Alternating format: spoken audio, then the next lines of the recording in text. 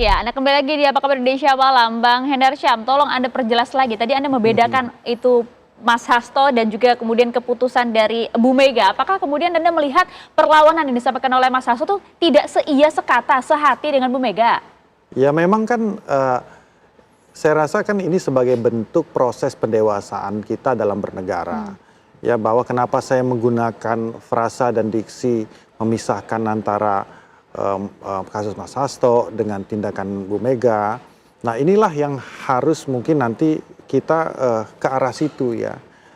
Gerindra ke arah situ, PAN, Kim Plus ya kan, Demokrat ke arah situ. Termasuk juga PDIP akan saya rasa akan masuk juga ke arah situ kalau kita memberikan suri tauladan yang baik. Dampaknya ya kan? apa memang? Dampak yang baik bahwa kan ada pemisahan. Jangan sampai, saya ambil contoh gini, jangan sampai seluruh proses hukum yang kena terhadap seorang kader ini mengubah konstelasi politik. Kan hubungan jadi hubungan salah pribadi. Kayak kalau saya ambil analogi ya, kalau kita sayang sama, kalau kita punya anak kita salah ya jangan dibelain juga kan gitu kan? Katanya belum tentu salah, bahkan PDIP itu kuat dengan soliditas internalnya. Iya itu kan ke internal, tapi kan ke eksternalnya apakah itu produktif atau tidak, ya kan? Ini kan yang akan selalu menjadi pembelajaran tidak baik bagi masyarakat melihatnya, dan juga itu saya rasa kontraproduktif untuk PDIP itu sendiri.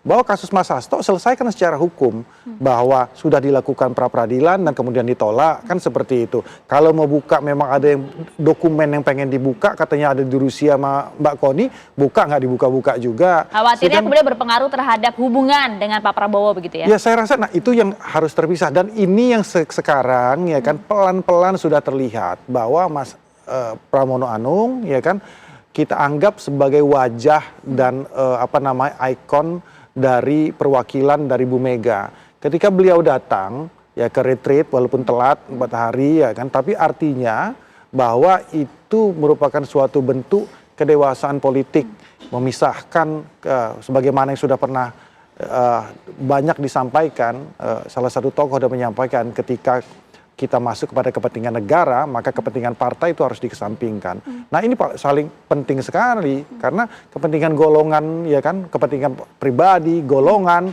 ketika kita udah bicara masalah kepentingan bangsa dan negara, semua harus dikesampingkan. Nah itu butuh proses dan butuh kedewasaan bagi seluruh pihak. Nah balik lagi tadi, ya kan, biarkan kasusnya Mas Hasto berjalan dengan sendirinya, biarkan hubungan pribadi Pak Prabowo dengan Bu Mega berjalan sendirinya, biarkan bagaimana langkah politik PDI Perjuangan, ya kan, dinamika politik PDI Perjuangan berjalan dengan sendirinya tanpa harus dicampur adukan. Karena memang memang ada residu yang terjadi di pemerintahan sebelumnya, mencampur adukan semuanya. Tapi saya disclaimer ya, ini bukan semata-mata kita anggap ini di Pak Jokowi atau tidak. Saya tidak melihat ke arah situ. Kesalahan kita semua dalam bernegara, mencampur adukan semuanya menjadi satu. Masuk era baru, semua harus hukum adalah panglima, biarkan politik berjalan dengan sendiri, hukum berjalan dengan sendiri. Bagaimana kita melihat Dewi Themis ya kan, kalau itu seorang Dewi dengan menutup mata, dia menggunakan pedang, artinya dia tidak tebang pilih siapapun akan pisahkan antara hukum dan juga politis, Pak Cecep. Karena kalau kita lihat kemarin kan sempat hampir terwujud tuh pertemuan antara Bu Mega dan juga Pak Prabowo katanya, tapi kok saat ini justru nampaknya makin renggang, tapi Pak Prabowo justru makin dekatnya dengan Pak Jokowi gitu. Iya, jadi gini, kalau saya melihatnya ya, memang informasi akan bertemunya Megawati dengan Prabowo itu kan sejak sebelum dilantik, kemudian setelah dilantik, kemudian setelah ingin bentuk kabinet, sampai kemudian ulang tahun dan seterusnya lah. Betul. Ya memang harapannya pertemuan keduanya itu akan terwujud.